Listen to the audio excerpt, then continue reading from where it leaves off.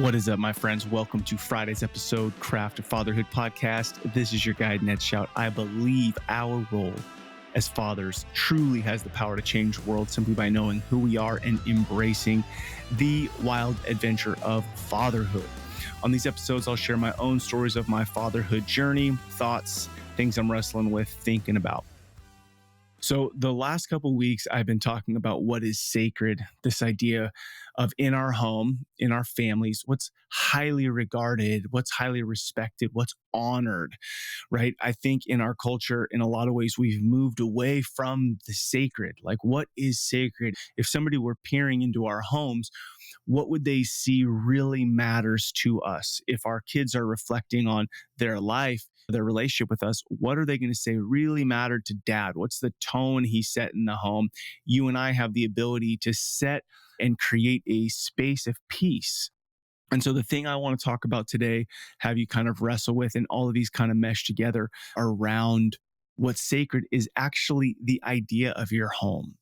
Is your home, your house, a home? So what I like to tell my wife is she has turned our house, this building that we randomly chose out of hundreds of houses, and she's turned it into a home, a place that looks, feels, smells like our family.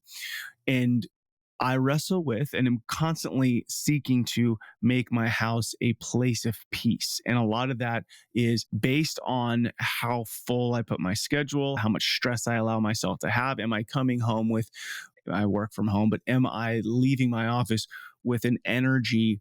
And here's a great example. Yesterday I was a little kind of huffy and puffy. I don't know why, just a little, like, let the day get stressed to me. Now, one of my daughters who were tight and she's in tune with me, she pops her head in my office. She's like, "Hey, Dad, you want me to make you some lunch?" And I was like, wow, yes, thank you. That's super nice of you. She was in tune with where I was at and what I was needed, which is just a sweet randomness. But you and I have the ability to bring peace or chaos to our home. Do you and I look at our home as a sacred space? And one of the things I like to think about is the world is a bit wild, right? Our kids are out with friends. Some days it's good, some days it's not. They're out at school. Some days it's good, some days it's not. They're out at sports. Some days it's good, some days it's not. When they leave those things, do they walk through the front door of the house, take off their shoes, and they're able to just lay on the floor, just,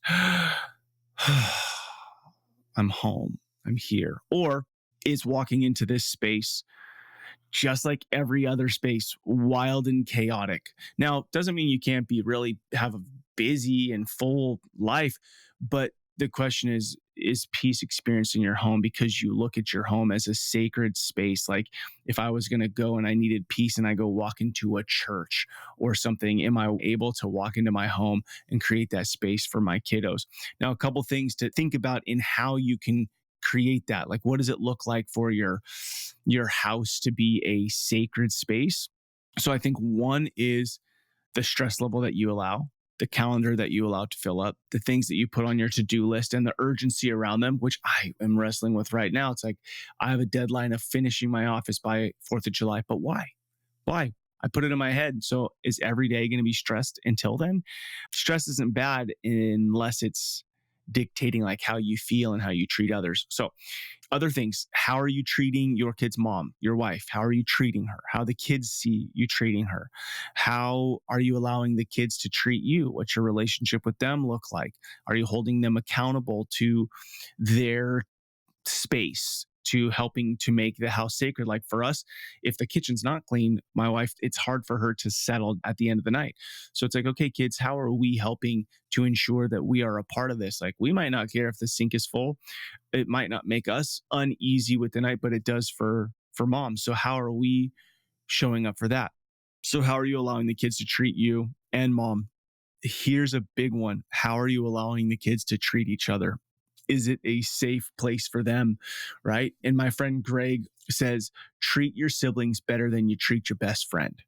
And I'm starting to say that to my kids. Like, I would highly encourage you. Like, I share with my own kids that I was kind of mean to my brother sometimes, typical, he's 2 years younger than me. And a lot of my friends from middle school, high school, I'm not friends with them anymore. But this relationship with my brother, I want to last forever. Like, he's the one dude I want to hang with.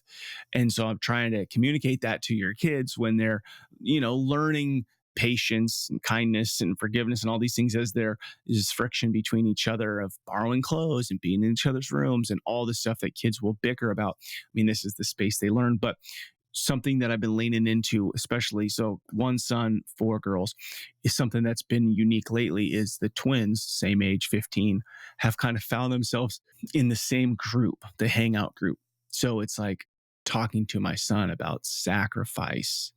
Like, are you trying to jockey for your time to just make sure you get to go hang out with the crew? Are you excluding your sister sometimes? Why? What does that look like? Is that necessary? And I understand it's like, well, I want to hang out with my friends and blah, blah, blah. But helping him see this is one of the most important people in your life for your life. Are you making her feel that way? Are you only thinking of yourself? So sacrifice. How are you sacrificing for those around you? Now, it doesn't mean that you still don't take time to do things that you want, but really question your motives. Are you treating your siblings like you would your best friend? If you guys are all going to the beach or all going to the movies, are you saying, hey, we're all going. Do you want to go? And not this because this just happened. Or is it last minute, like, hey, a bunch of us are going over here if you want to go? No, it's like, dude, you should be first on your list to ask. And are we teaching our kids to treat each other in that manner? Because really, at the end of the day, what we're talking about here when it comes to sacred is the family sacred. And look in our culture, the whole reason that I think the fatherhood component is important is because we have not treated the family unit as sacred or highly regarded as important and respected. And I think a lot of that falls on your and my shoulders is, are we setting the tone? Are we creating the space for mom to make our house a home? Are we creating the space and expectations that our children treat each other with love and kindness, treat us with respect, treat mom with respect? A lot of that is on you and I. And it's work, but it's what they want. It's what they need, although they might not know that. Last question for you is, how will your kids remember the house they grew up in? What will they remember about how you showed up? What will they remember about what really mattered to you? Now, right now I'm in a space, we just moved 3 months ago. I just so desperately want the house to feel at peace. And it's like the garage continues to be a disaster. Last night, my son and I were supposed to spend an hour and a half like dialing it in. But then he's been looking for his first car, opportunity for this first car. We've looked at several. We've paid to have him go to the shop and looked over. And we went and we looked at this car and it was the right car. So it was like, man, we're flying out. We got to leave in an hour for the airport to go to graduation and some family stuff. And it's like, man, I so wanted to just push this out. Like we said, we're going to do the garage. This is what's important. Here's my reason for bringing this up is I could have said, sorry, dude, nope, that's not what we're doing because it's so important that the garage is clean to dad, which is, yes, an important thing. But what was a higher priority is an awareness that this is a significant moment for this kid. First car, saved up for the last, 2 years, all his money to go drop a good chunk of change on a car. And so it's like, okay, this is a moment to celebrate. Like in 10 years, am I going to look back and think, man, I'm so glad that on June 10th or 11th, 2025, my garage was clean, or we went and had a great experience getting a first car. So it's having those priorities straight. So I bring that up for this question.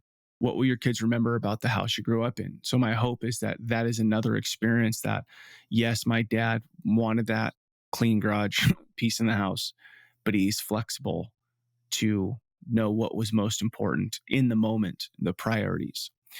So when your kids talk about you at 40, 50 years old, what are they going to say? What are they going to remember? I always saw my dad reading his Bible at 5 a.m. I always saw my dad making breakfast for my mom. I always saw my dad bringing my mom a cup of coffee. I always remember my dad coming in and tickling me and waking me up.